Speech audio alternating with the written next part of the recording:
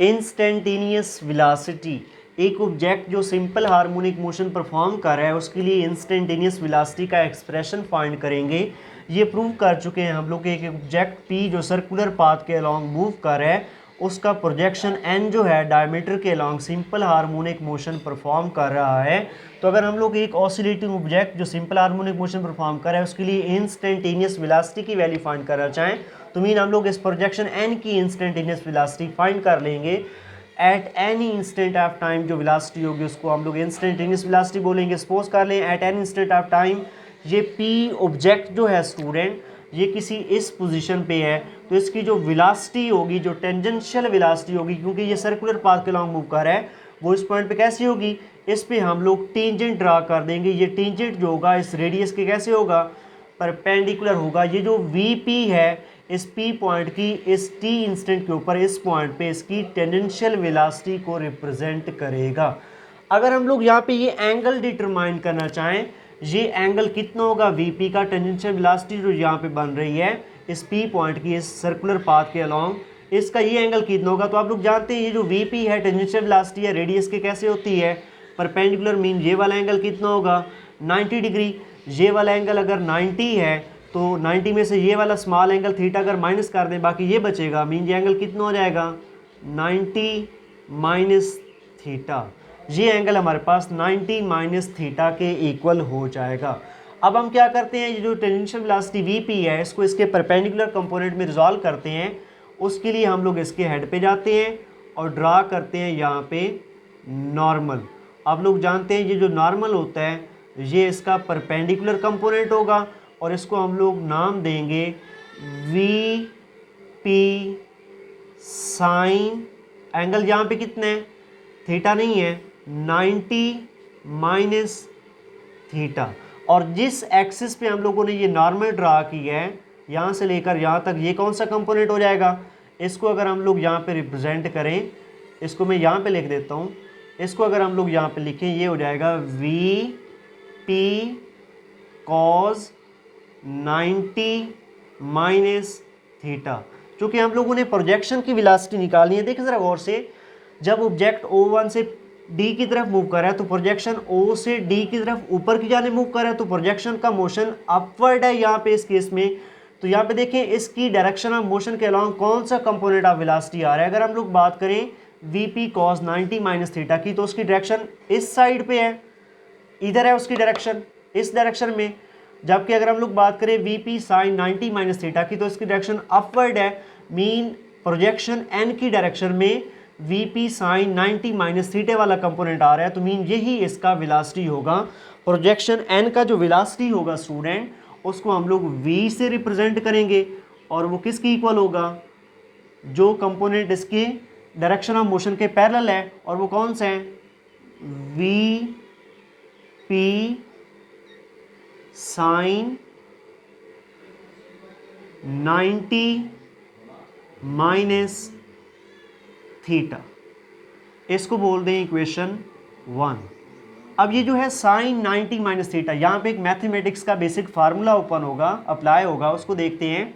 ये फार्मूला आपको याद होना चाहिए, अगर आप मैथमेटिक्स के स्टूडेंट हैं तो आपको ऑलरेडी पता होगा, आपने फर्स्ट ईयर में पढ़ा होगा। अगर आपने नहीं भी पढ़ा तो कोई मसला नहीं, मैं आपको बता देता हूँ। Sine alpha plus minus beta, इसको अगर हम लोग ओपन करें ये इक्वल होगा साइन अल्फ़ा कॉस बीटा, इधर प्लस माइनस है तो इधर भी आएगा प्लस माइनस, आगे हमारे पास आ जाएगा साइन बीटा कॉस अल्फ़ा। यहाँ पे भी सेम कंडीशन है, देखिए sine alpha plus minus beta, mean यहाँ पे प्लस भी हो सकता है माइनस भी होगा। अगर यहाँ पे प्लस होगा तो यहाँ पे प्लस होगा, यहाँ पे माइनस है तो यहाँ पे भी माइनस होगा। साइन अल्फ़ा प्लस बीटा अगर मान ले तो ये होगा साइन अल्फ़ा कॉस बीटा। पहले साइन के साथ अल्फ़ा आया था, अल्फ़ा के साथ साइन था, अब आएगा हमारे पास साइन बीटा कॉस अल्फ़ा। ये फार्मूला है मैथमेटिक्स का, ये यहाँ पे लगाएं। यहाँ पे आ रहा है साइन अल्फ़ा माइनस बीटा, तो इसको यूज़ करें यहाँ पे। ये किस तरह कुछ इस तरह से ओपन होगा ये formula, V is equal to V P, देखें अल्फा माइनस बीटा है तो हो जाएगा साइन, ब्रैकेट लगा दें यहाँ पे 90 कॉज थीटा, यहाँ पे माइनस है तो यहाँ पे भी minus sine theta cause alpha, ये हो जाएगा। अब देखिए कॉस 90 जो है वो 0 के इक्वल होता है तो ये सारे टर्म 0, साइन 90 1 होता है, यहाँ पे 1 आ जाएगा, बाकी क्या बचेगा कॉस बीटा माइनस 0, तो इसको डायरेक्ट लिखने लगे हैं v is equal to V P cos theta. इस इक्वेशन को नाम दे देते हैं इक्वेशन 2 का। ये जो टेंजेंशियल वेलोसिटी है स्टूडेंट वीपी, ये किसके इक्वल होगी, इसको हम लिखेंगे। तो आपने चूंकि हम लोग ये सर्कुलर मोशन वाला कंसेप्ट यूज कर रहे हैं सिंपल हार्मोनिक मोशन में, तो सर्कुलर मोशन में ये आपने एक फार्मूला पढ़ा होगा v is equal to R omega, the relation between tangential velocity and angular velocity, ये आपने पढ़ा था v is equal to R omega. तो यहाँ पे r किसके इक्वल है X naught, omega angular frequency angular velocity है, तो यहाँ पे ये v किसके इक्वल हो जाएगा हमारे पास एक्स नॉट ओमेगा के, तो मीन वी पी किसके इक्वल होगा, यहाँ पे इसको अगर p लिख दें तो ये वी पी किसके इक्वल हुआ आर ओमेगा, यस r किसके इक्वल है एक्स नॉट ओमेगा के, इसको इक्वेशन 3 बोल दें और इस 3 को इक्वेशन 2 में वीपी की जगह में पुट कर दें, तो velocity of projection n is equal to X naught omega into cos theta, ये इक्वेशन हो जाएगी 4। अब इसको मज़ीद जो है ना शॉर्ट करने के लिए इस एक्सप्रेशन को, ये जो इंस्टेंटेनियस वेलोसिटी ऑफ प्रोजेक्शन आपने निकाली है, हम क्या करेंगे कॉस थीटा की वैल्यू निकालेंगे। ये इस ट्राइंगल से अगेन, ये वाली जो ट्राइंगल बन रही थी हमारे पास, ये वाली जो स्मॉल ट्राइंगल है ओ एन इसका परपेंडिकुलर है, एन पी बेस है और ओ पी इसका हाइपोटेनस है। इस स्मॉल ट्राइंगल को यूज़ करके हम लोग कॉस थीटा की वैल्यू निकालेंगे। कॉस थीटा किसकी इक्वल आएगा, कॉस थीटा आप लोग जानते हैं किसकी इक्वल होगा, कॉस थीटा का फार्मूला होता है cos theta is equal to cos होता है बेस ओवर हाइपोटेनस, बेस यहाँ पे क्या है एन पी, ये हो जाएगा N P dividing by hypotenuse क्या है O P. Mean cos theta की वैल्यू निकालने के लिए देखिए ओ पी तो हमें पता है, O P hypotenuse X naught है, एन पी का नहीं पता, पहले हम लोग एन पी निकालेंगे। कॉस थीटा की वैल्यू निकालने के लिए एन पी फाइंड करेंगे। एन पी किस तरह से निकालेंगे, ये ट्राइंगल है एक राइट ट्राइंगल है, इस पर पैथागोरस थ्योरम लगाएं, मसला फिसागोरस लगाएं, जो कि किसकी इक्वल था, इसको आप यहाँ पे लिखते हैं पैथागोरस थ्योरम आप लोग जानते हैं, हाइपोटेनस स्क्वायर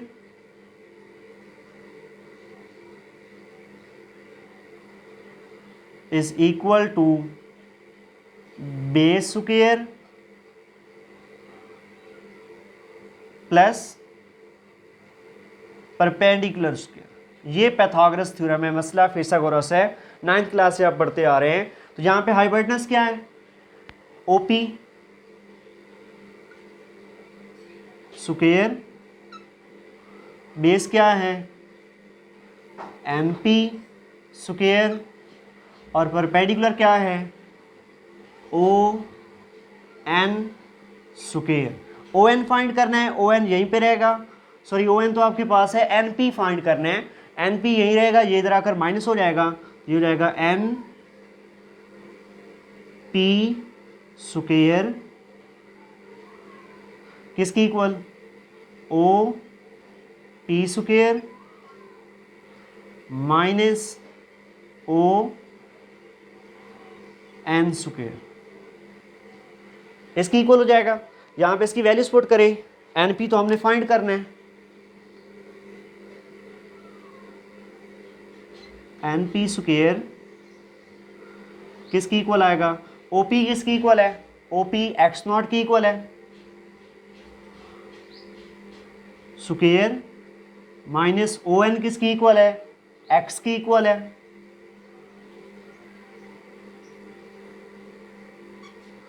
तो ये NP स्क्वायर की वैल्यू आ गई, हमें सिर्फ NP चाहिए था, तो इस दोनों साइड पे क्या ले लेते हैं, स्क्वायर रूट, तो NP किसकी इक्वल आ जाएगा, NP is equal to square root of X naught square minus X square. ये इसकी वैल्यू आ गई हमारे पास NP की। अब ये यहाँ पे पुट कर दें आप लोग तो cos थीटा की वैल्यू आ जाएगी, cos थीटा NP किसकी इक्वल है,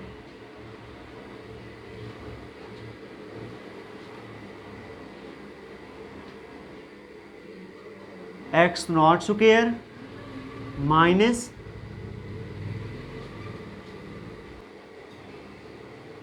डिवाइडिंग बाय OP किसकी इक्वल है,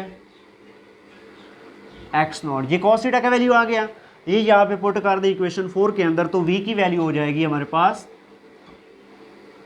v is equal to X naught omega into X naught square minus X square dividing by X naught से ये एक्स नॉट कैंसिल हो जाएगा। Instantaneous velocity of projection n is equal to omega into X naught square minus x square. This is the expression for the instantaneous velocity of an object which is executing simple harmonic motion. एक object जो simple harmonic motion perform कर रहा है, ये उसकी instantaneous velocity का expression है। अगर हम लोग वो एक ऑब्जेक्ट जो सिंपल हार्मोनिक मोशन परफॉर्म कर रहा है उसकी इंस्टेंटेनियस वेलोसिटी डिफरेंट पॉइंट पे चेक करें, एट मीन पोजीशन, अगर मीन पोजीशन पे हम लोग ऑब्जेक्ट की इंस्टेंटेनियस वेलोसिटी चेक करें, मीन पोजीशन पे x की वैल्यू कितनी होगी, यस 0 के इक्वल होगी। ये यहाँ पे पुट करें, इसमें x की वैल्यू 0 इसमें पुट करें तो ये हो जाएगा v is equal to omega X naught. This is a maximum velocity. एक ऑब्जेक्ट जो सिंपल हार्मोनिक मोशन परफॉर्म कर रहा होगा, मीन पोजीशन पे उसकी instantaneous velocity X naught omega की इक्वल होगी और इसको हम लोग मैक्सिमम वेलोसिटी बोलेंगे। सेम एट एक्सट्रीम पोजीशन, अगर object simple harmonic motion perform कर रहा है तो एक्सट्रीम पोजीशन पे उसकी वेलोसिटी कितनी होगी वो चेक करते हैं। एक्सट्रीम पोजीशन पे इंस्टेंटेनियस डिस्प्लेसमेंट किसकी इक्वल होता है, एक्स नॉट की इक्वल होता है। तो जब हम लोग यहाँ पे एक्स की जगह पे एक्स नॉट पुट करेंगे, x naught square minus x naught square दोनों क्या हो जाएंगे 0, तो उसका स्पीड कितना हो जाएगा, यस 0 के इक्वल हो जाएगा। यस अगर एक ऑब्जेक्ट SHM परफॉर्म कर रहा है तो एक्सट्रीम पोजीशन पे उसका जो इंस्टेंटेनियस वेलोसिटी होगा वो 0 के इक्वल होगा। इसको हम लोग नाम देंगे मिनिमम वेलोसिटी का।